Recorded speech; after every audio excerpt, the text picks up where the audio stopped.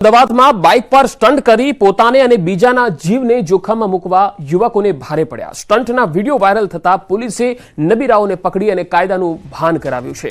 આ મામલે સ્ટન્ટ કરનાર ફૈઝ કુરેશી, મોહમ્મદ સમીર અને નૂર મોહમ્મદની ધરપકડ કરી લેવાઈ। સોશિયલ મીડિયામાં બાઇક સ્ટન્ટનો વિડીયો વાયરલ થયો હતો, જેમાં બાઇક પર 3 યુવકો સ્ટન્ટ કરતા જોવા મળ્યા। આ તસવીરો જુઓ। મીઠાખડી અંડરબ્રિજ પાસેનો આ વિડીયો વાયરલ થયો હતો। પોલીસના ધ્યાનમાં આ વિડીયો આવતા જ પોલીસે આ નબીરાઓને કાયદાનું પાઠ ભણાવ્યો છે। આ તસવીરો તો જુઓ। રાત્રે એક તો આ નબીરાઓ જાય છે અને પોતે જાણે પરમવીર ચક્ર લઈને આવ્યા હોય, કોઈ યુદ્ધનું મેદાન છે ત્યાંથી જીત મેળવીને આવ્યા હોય એ પ્રકારે અહીંયા જાહેરમાં સ્ટન્ટ કરે છે। પોતાનો જીવ તો જોખમમાં મૂકે છે, પણ બીજાના જીવને પણ આ રીતે જોખમમાં મૂકે છે। અકસ્માતનો ભય રહેલો હોય છે, પરંતુ આ લોકોને એ કોણ સમજાવે? ના તો એમના માતા પિતા સમજાવે છે, ના પરિવારના કોઈ સભ્યો સમજાવે છે। પોલીસ જ્યારે એક્શનમાં લે છે ત્યારે પરિવારજનો એ જ પ્રકારની દોહાઈ આપતા હોય છે કે મારા છોકરાનો તો કોઈ વાંક જ નથી। એટલે આ સ્થિતિ માતા પિતાઓએ બદલવાની જરૂર છે, કારણ કે આ નબીરાઓ અને આ છોકરાઓની માનસિકતા જો આ પ્રકારની થઈ રહી છે તો ક્યાંક ને ક્યાંક પરિવારની પણ આટલી જ બેદરકારી, પરિવાર પણ એટલો જ જવાબદાર છે। બે અલગ અલગ તસવીરો જુઓ। પહેલી તસવીરમાં જીવના જોખમે સ્ટન્ટ કરી રહ્યા છે માતા પિતા। ના તો આવા બાળકોને રાત્રે મોકલવા જોઈએ, ના તો તેમના ઉપર કોઈ એમનો અંકુશ હોય છે, એટલા કારણે જ આ લોકો નિરંકુશ બનીને રોડ પર આ રીતે ફરતા હોય છે અને જીવતું મોત બની જતા હોય છે। બીજી તસવીર જુઓ। મજા ભારે પડી ગઈ। આ જે નબીરાઓ હતા, પોલીસે આ વિડીયોના આધારે આ બાઇક ચાલકોની તપાસ કરી અને તેમની ધરપકડ કરી લીધી છે।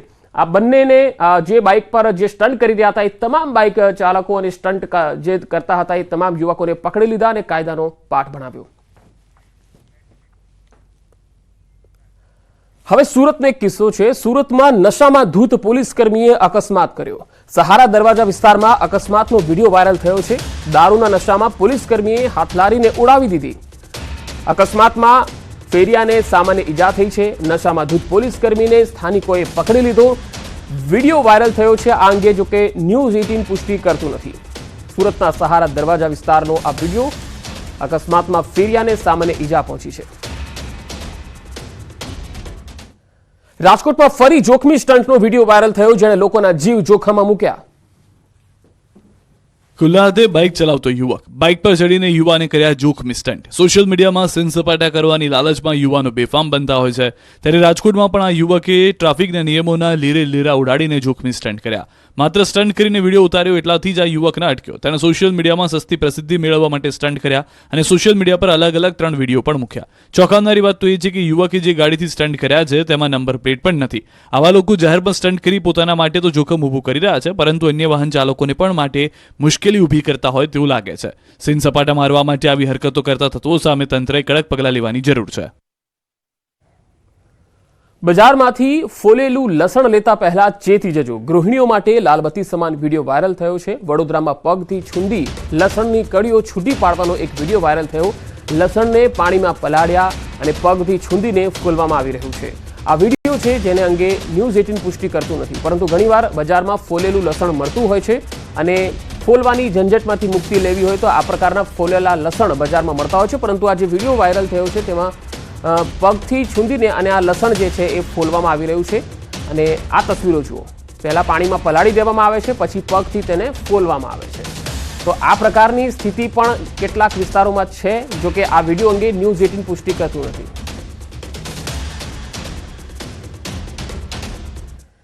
કેરીના રસિયાઓ માટે સારા સમાચાર। રાજકોટના ગોંડલ માર્કેટ યાર્ડમાં પ્રથમ કેસર કેરીની આવક થઈ છે। ઉના પંથકમાંથી આ કેસર કેરીનું આગમન થયું છે। યાર્ડમાં સિઝનની પહેલી કેસર કેરીના 200 જેટલા બોક્સની આવક થઈ। હરાજીમાં આ સિઝનની પ્રથમ કેસર કેરીના 10 કિલોના બોક્સના 1900 થી 3000 જેટલા ભાવ બોલાયા। જો કે આ વખતે ગોંડલમાં કેસર કેરીની સિઝનનો પ્રારંભ 1 સપ્તાહ મોડો થયો છે।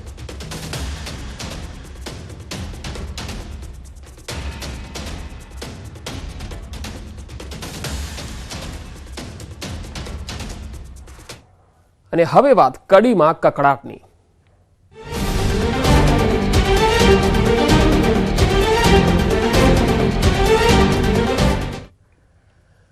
મહેસાણાના કડી ભાજપમાં હાલ 2 દિગ્ગજ નેતાઓએ બળાપો કાઢ્યો હોવાની ચર્ચા વિષય બની ગઈ છે। અગાઉ પૂર્વ નાયબ મુખ્યમંત્રી નીતિન પટેલે નામ લીધા વિના બળાપો કાઢ્યો હતો અને હવે કડીના જ ધારાસભ્ય કરશન પટેલે બળાપો કાઢ્યો છે। અગાઉ નીતિન પટેલે કડીના એક કાર્યક્રમમાં કહ્યું હતું કે આજકાલના આવેલા મને શીખવે છે, કડીમાં કોણ ચાલે એ મારા સિવાય વધુ કોઈ ન જાણે. તો કડીના એમએલએ કરશન સોલંકીએ કહ્યું કે 2 મહિનાથી નીતિનભાઈ મને બોલાવતા નથી, 2 જૂથ હોય એવું નથી લાગતું, અને હોય તો એમને ખબર.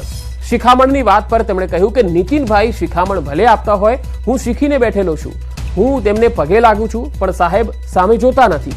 સાહેબ સામે જોતા નથી એટલે બોલાવાનું બંધ કર્યું છે.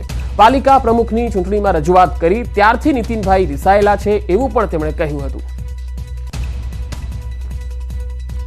તો 2 દિગ્ગજ નેતાઓ, એક ધારાસભ્ય છે અને એક પૂર્વ નાયબ મુખ્યમંત્રી નીતિન પટેલ અને કરશન સોલંકી, બંને વચ્ચે ક્યાંક કોઈ વાતને લઈને વિવાદ છે એ વાત નક્કી દેખાઈ રહી છે. અને જાહેર મંચ પર અથવા જાહેરમાં જ તેઓ હવે કહી રહ્યા છે કે આખરે કેમ તેઓ રિસાયા છે.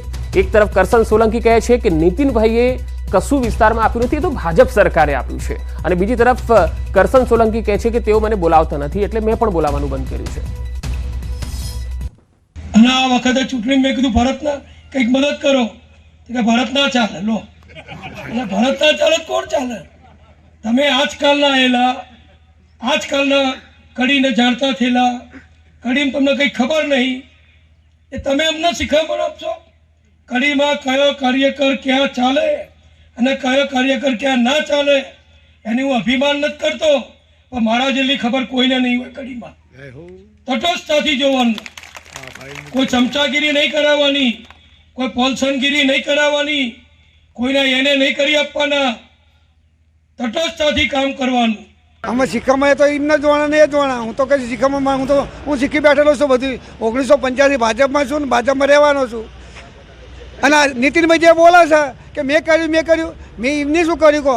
ભાજપની સરકારે કર્યું છે. જે કર્યું નગરપાલિકામાં એ ભાજપની સરકારે કર્યું છે.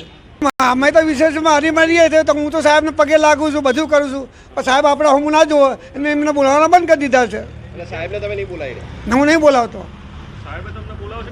હું પગે લાગુ પછી સાહેબ હું આપણે જોતા રહે તે પછી મેં બંધ કરી દીધું બોલાવવાનું. કેટલા ટાઈમથી અબોલા થઈ હા, આ નગરપાલિકા રજૂ કરતા તાર નહીં નિયમ નગરપાલિકા ચીફ ઓફિસર ભાઈ તો નગરપાલિકા પ્રમુખની ચૂંટણી હતી ત્યારથી આ રજૂઆત કરી એટલે ત્યારથી માહિતી રહી ગયા. વધુ માહિતી સાથે મહેસાણાથી સંવાદદાતા કેતન પટેલ જોડાયા છે. કેતન, આ મહેસાણાનો જૂથવાદ હવે ક્યાં જઈને અટકશે? ચોક્કસથી પંકજ જણાવી દઉં કે મહેસાણામાં કડીમાં હાલમાં જે જૂથવાદ હોય છે, ભાજપનો જૂથવાદ જોવા મળી રહ્યો છે. ભાજપના 2 જૂથ હોય છે તે સામસામે આવ્યા હોય તેવું હાલ દેખાઈ રહ્યું છે.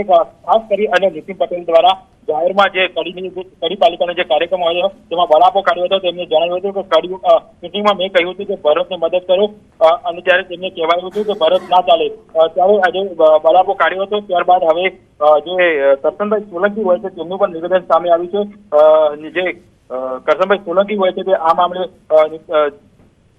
નિવેદન આપ્યું છે કે નીતિન પટેલ મને બોલાવતા નથી, 2 મહિનાથી નીતિન પટેલ મને બોલાવતા નથી. કડીના ધારાસભ્ય કરશન સોલંકી દ્વારા પણ હવે જે બળાપો હોય છે તે કાઢવામાં આવે છે.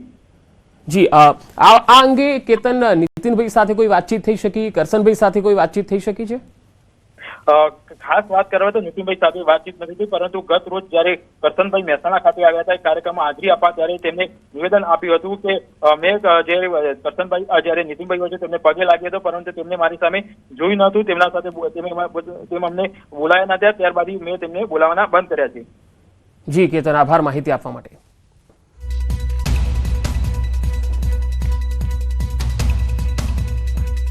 અને હવે વાત લોકસભા મહાસંગ્રામની.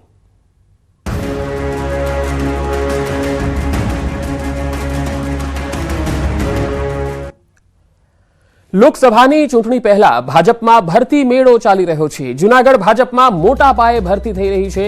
માણાવદરના પૂર્વ એમએલએ આજે કેસરિયા કરવાના છે. વંથલીમાં પૂર્વ કોંગ્રેસ ધારાસભ્ય પણ કેસરિયા કરશે, તો પૂર્વ ધારાસભ્ય અરવિંદ લાડાણી પણ કેસરિયા કરી રહ્યા છે. કોંગ્રેસના જિલ્લા પંચાયતના સભ્ય પણ કેસરિયા કરશે. જિલ્લા પંચાયતના સભ્ય ધર્મિષ્ઠા કામાણી પણ ભાજપમાં જોડાશે. ભાજપના ભરતી મેળામાં મોટી સંખ્યામાં આમ આદમી પાર્ટીના કાર્યકર્તાઓ પણ કેસરિયા કરશે. પ્રદેશ ભાજપ પ્રમુખ CR પાટીલના હસ્તે કેસરીયો ખેસ ધારણ કરશે.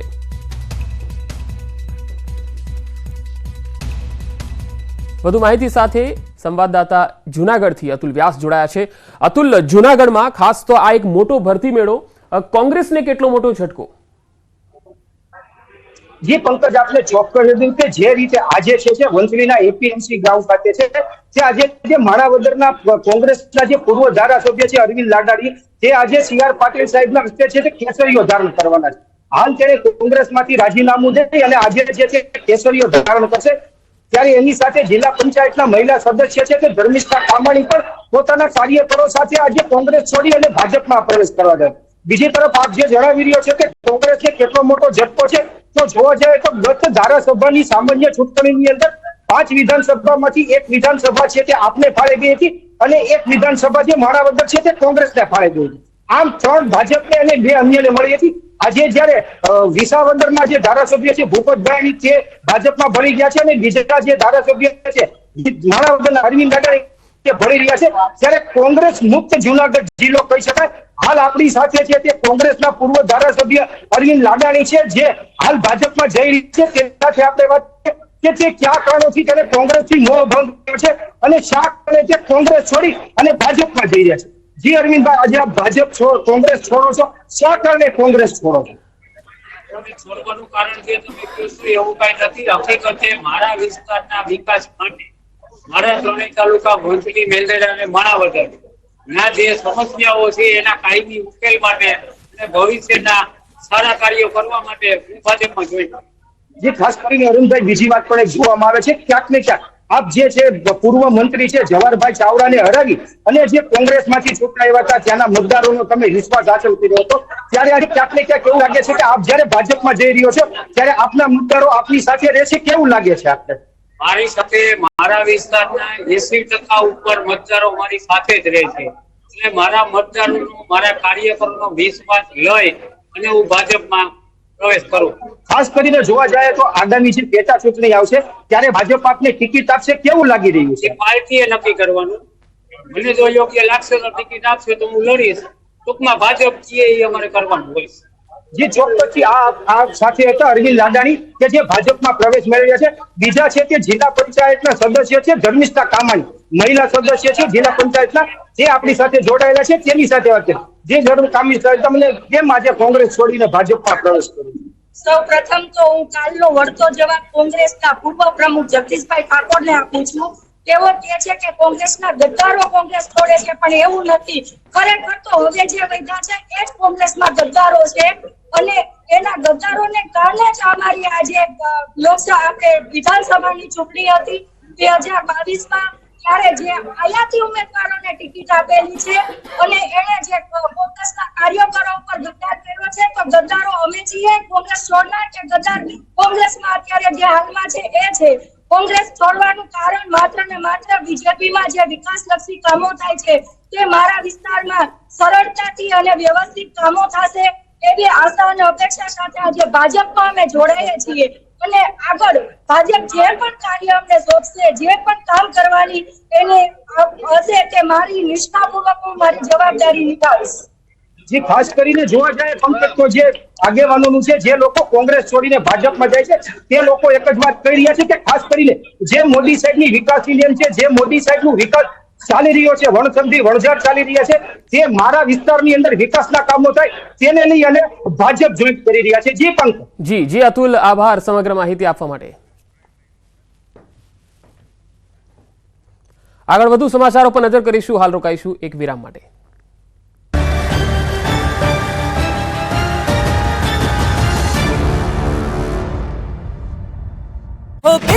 આવેલા ચોરોએ ઘરમાં સપાટો બોલાવ્યો. બિહારના પટનામાં શાસ્ત્રીનગર વિસ્તારમાં કેટલાક અસામાજિક તત્વોએ આડેધડ ફાયરિંગ કર્યું. ફાયરિંગમાં 2 શાકભાજી વિક્રેતા અને ગ્રાહક ઇજાગ્રસ્ત થયો. તમામ ઇજાગ્રસ્તોને સારવાર અર્થે ખસેડી પોલીસે સીસીટીવીના આધારે તપાસ હાથ ધરી. મધ્યપ્રદેશના દેવાસમાં પિતા પુત્રએ એક યુવકની હત્યા કરી. રૂપિયાની લેતી દેતી મામલે લાકડી દંડાથી માર મારી મોતને ઘાટે ઉતાર્યા. પોલીસે બંને આરોપીઓની ધરપકડ કરીને વધુ તપાસ હાથ ધરી. ન્યૂઝ 18 ગુજરાતી પર આપ જોઈ રહ્યા છો સૌથી મોટો ઓપિનિયન પોલ. જનતા સુધી, જનતાને સ્પર્શતા એ મુદ્દા ઉપર અમે વાત કરી છે અને એ મુદ્દા ઉપર જનતાનો પક્ષ જાણ્યો છે કે આ વખતની લોકસભા ચૂંટણીમાં જનતા કયા મુદ્દાના આધારે મતદાન કરશે, કોને, કયા રાજ્યમાં કોની સરકાર અથવા તો કઈ રીતે આગળ વધારશે પક્ષને તે વિશે આપણે વાત કરીશું. અને આ મેગા ઓપિનિયન પોલની અંદર બિહારથી ખાતું ખોલ્યું છે. બિહારના ખાતાની અંદર 38 બેઠકો એનડીએને ગઈ છે, પરંતુ હવે વાત છે મધ્યપ્રદેશને લઈને. સંધ્યા, એમપી શું કહી રહ્યું છે, શું માને છે એમપી?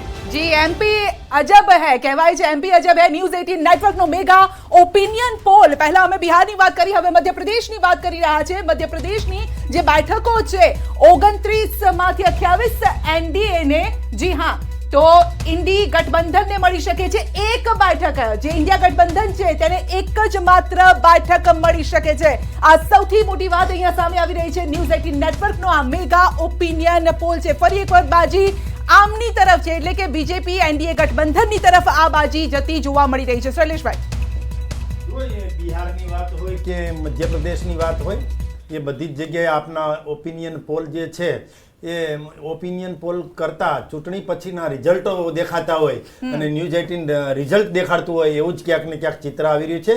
કારણ કે લોકોને ખબર છે કે કોણ આપણી સાથે રહે એમ છે. અને એમાં મધ્યપ્રદેશની વાત હોય કે બિહારની વાત હોય કે સમગ્ર દેશની વાત હોય, એ 4 કરોડ ગરીબોને પાકું મકાન આપ્યું છે, એનું જ આ પરિણામ છે. એ 11 કરોડ પરિવારો જે છે એને નળથી જળ આપ્યું છે, એનું આ પરિણામ છે. 25 કરોડ લોકો છે એને ગરીબી રેખામાંથી બહાર કાઢ્યા છે, એનું આ પરિણામ છે. 55 કરોડ લોકો છે એને આયુષ્યમાન ભારત કાર્ડ આપ્યું છે, એનું આ પરિણામ છે. અને 50 કરોડ લોકો છે એનું બેંક એકાઉન્ટ, કોઈનું બેંકમાં કોઈ બેંક જોઈ નહોતી એવા લોકોને બેંક એકાઉન્ટ ખોલ્યું છે, એનું આ પરિણામ છે. અને જે પ્રકારે કેન્દ્રની સરકાર વિકાસના કામ કરે છે, કે એ એમ્સની વાત હોય, એરપોર્ટની વાત હોય, એ કદાચ સીએની વાત હોય, એ કાયદો અને વ્યવસ્થાની વાત હોય, એ ઇન્ફ્રાસ્ટ્રક્ચરની વાત હોય, એ આઈટી ક્ષેત્રની વાત હોય, કે એ કદાચ સ્ટાર્ટઅપ ઇન્ડિયાની વાત હોય, મેક ઇન ઇન્ડિયાની વાત હોય, ડિજિટલ ઇન્ડિયાની વાત હોય, તમામ ક્ષેત્રમાં એ કદાચ એક્સપોર્ટ કરવાની વાત હોય, કે આત્મનિર્ભર ભારત પરની વાત હોય, તમામ રાજ્યોને સ્પર્શે છે એવી યોજનાઓ લાવ્યા છે. અંત્યોદય એટલે છેવાડાના માનવ સુધી આ જે વિકાસના ફળ પહોંચાડવાની વાત હોય, રેલવેનું આધુનિકરણ કરવાની વાત હોય, તમામ બાબતમાં અમે અગ્રેસર રહ્યા છીએ. એટલે આ પરિણામ જે પરિણામ હતું મધ્યપ્રદેશમાં 29 માંથી 28 બેઠક, સેમ આ વખતે પણ એ જ છે. આ એક બેઠક કઈ કમલનાથના દીકરાની? એવું નથી સંધ્યા, ભાઈએ એમ કીધું કે દસ્તાવેજ કરી, એટલે દસ્તાવેજ તો આખા દેશ પર હમણાં પરિણામો આવશે એટલે દેખાશે. સંધ્યા, મને હસવું એ આવે છે કે મારા સાથી મિત્ર ભાજપના મિત્ર એમ કીધું કે કદાચ તમે ઓપિનિયન પોલની રિઝલ્ટ બતાવી રહ્યા એવું ચિત્ર, તો જરા એમને તામિલનાડુ, તેલંગાણા, કેરળ એ બધાના બી ઓપિનિયન પોલ બતાવ્યો. એટલે નહીં, તમે બતાવશો જ, મને વિશ્વાસ છે, પણ એ આવે ત્યારે ભાઈ છટકી ના જાય એટલા માટે હું યાદ દેવડાવું છું કે આમાં ટ્વીટ કરીને દે કે હું આવું બોલ્યો હતો. બીજી બાબત સંધ્યા, આ દેશના દરેક નાગરિકને ખાતામાં 15 લાખ આપવાનો ઝાંસો કોણે આપ્યો હતો? એ ઝાંસારામ કોણ હતા? આ દેશની મહિલાઓને ગેસનો સિલિન્ડર, જ્યારે આ દેશમાં કોંગ્રેસની યુપીએના શાસનમાં 500 રૂપિયાનો હતો, સબસિડી વાળો ગેસનો સિલિન્ડર મળતો હતો, ત્યારે પણ ચૂંટણીલક્ષી ભાષણોમાં એ ગેસનો સિલિન્ડર મોંઘો છે એવો ઝાંસો આપીને બહેનોને છેતરનાર આ દેશના કયા નેતાઓ હતા, કઈ પાર્ટીના રાજનેતાઓ હતા? આ દેશના ખેડૂતોને 2014ની ચૂંટણી પહેલા જાહેર મંચ ઉપરથી આંકડો કીધો, સાલ કીધી, 2022માં દરેક ખેડૂતની આવક ડબલ થશે. આજે 2020 થી ખેડૂતો દિલ્હીની સરહદો પર ખિલ્લા ઠોકીને સરકારે એમને આવતા રોક્યા છે. શરમ આવી જોઈએ. આવા ઝાંસા અને આવા મુંગેરીલાલના હસીન સપના જેવા જે બણબાંગો ફૂકે છે, જે લોકો ખોટા વાયદા આપે છે, વચનો આપે છે, જ્યારે 60 રૂપિયા પેટ્રોલ હતું અને 48 રૂપિયા ડીઝલ હતું, ત્યારે એવા મહંતોને એવા મંચ બનાવી દેવા, એવા ઝાંસા. સીએએ પર ફેલાવવામાં આવતા ભ્રમ પર અમિત શાહનો સણસરતો જવાબ, વિપક્ષ પર પણ કર્યો ધારદાર પ્રહાર. નવા ચૂંટણી કમિશનરના નામની જાહેરાત થઈ શકે, પીએમ મોદીની અધ્યક્ષતાવાળી સમિતિમાં લેવાઈ શકે નિર્ણય. માણાવદરમાં પૂર્વ કોંગી ધારાસભ્ય અરવિંદ લાડાણી પંજો છોડી પકડશે કમળ, તો જૂનાગઢ જિલ્લા પંચાયતના મહિલા સભ્ય પણ કરશે કેસરિયા.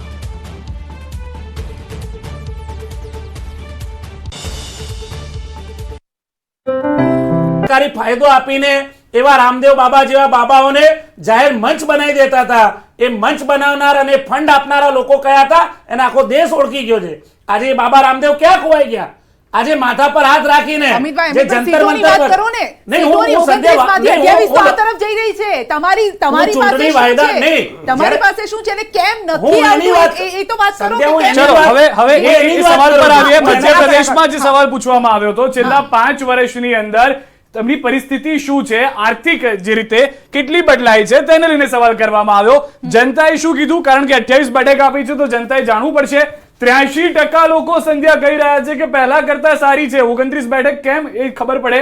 પહેલા જેવી જ છે તેવું 12% લોકોનું પહેલા કરતા વધુ ખરાબ છે તેવું 3%નું ને ખબર નથી, કહી ન શકાય. પ્રશાંતભાઈ અગેન એ જ વાત જે સંધ્યા પણ કહી રહ્યા હતા, આની પહેલા પણ વાત થઈ રહી હતી. હજી એક વધુ એક મહત્વનો સવાલ સંધ્યા એ પણ લઈ લઈએ. બીજો એક જ સવાલ પણ એ આવ્યો છે કે તમે આગામી 1 વર્ષમાં તમારી આર્થિક સ્થિતિ કેવી રહે તેવી આશા રાખો છો. ભવિષ્ય વિશે દરેક કોઈ વિચારે છે, આ પાર્ટીના નેતાઓ પણ ભવિષ્ય વિચારે છે, માટે જ અહીંયા છે અને માટે જ જનતા પાસેથી એ ઈચ્છી પણ રહ્યા છે કે તેમને વોટ આપે. તો આગામી 1 વર્ષમાં આર્થિક સ્થિતિ કેવી રહે તેવી આશા છે.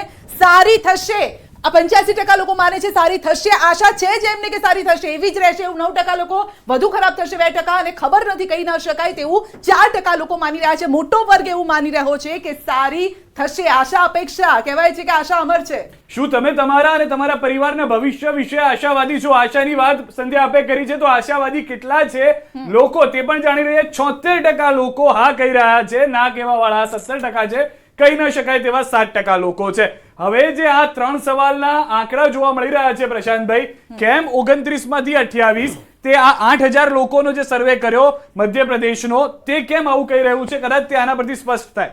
મધ્યપ્રદેશ નામ જ જેનું મધ્ય એટલે હાર્ડ છે એકદમ, અને હિન્દી હાર્ટ બેલ્ટનું હાર્ટ કહેવાય.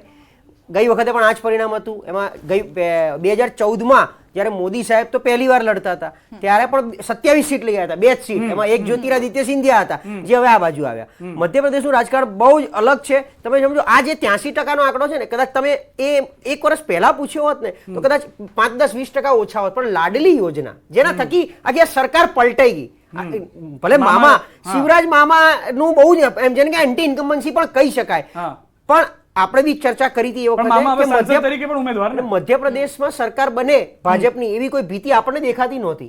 તેમ છતાં બમ્પર વિજય મળ્યો. તો એ કંઈક ગ્રાસરૂટ લેવલની વાતો બહાર આવી. અને હવે તો મામા પોતે લોકસભા લડે છે, કાલે આ જ મામા કદાચ કેબિનેટમાં મંત્રી પદે બેઠા હશે. તો આ બધી પરિસ્થિતિના હિસાબે, અને મેં કીધું હિન્દી હાર્ટબેલ્ટ છે. ગુજરાત, રાજસ્થાન, મધ્યપ્રદેશ, છત્તીસગઢ, હરિયાણા, ઉત્તરાખંડ, હિમાચલ, આ 5-7 રાજ્યો એવા છે કે જે કદાચ પાક્કા પાયે હિન્દુત્વના રંગે રંગાઈને પછી આ વોટમાં એ કન્વર્ટ થતું હોય છે. ઇન્ડિયા ગઠબંધનના મુદ્દા બધા સાચા. મને એવું હતું મધ્યપ્રદેશમાં, કારણ કે કોંગ્રેસે જે રીતે પ્રચાર કર્યો, જે રીતે રાહુલ ગાંધી, પ્રિયંકા ગાંધીએ આરતી કરી હતી ઉજ્જૈનમાં જઈને, અને એ સિવાય એક સોફ્ટ હિન્દુત્વ, એ સિવાય મુદ્દાની વાત કરી હતી. કારણ કે મધ્યપ્રદેશમાં 2 સરકાર જોઈ છેલ્લા 5 વર્ષ રાજ્ય સરકારની દ્રષ્ટિએ. કમલનાથની સરકાર 1.5 વર્ષ જોઈ, ત્યારબાદ મામાની સરકાર. ત્યાં 4 ભાજપ છે. હું દર વખતે કહેતો ત્યાં 4 પ્રકારનું ભાજપ છે. એક મામાનું ભાજપ, એક રાજાનું ભાજપ એટલે જ્યોતિરાદિત્ય સિંધિયાનું, અને એક નારાજ ભાજપ. એક જ મિનિટ રોકી રહ્યો છું. કેરળને લઈને પણ બ્રેકિંગ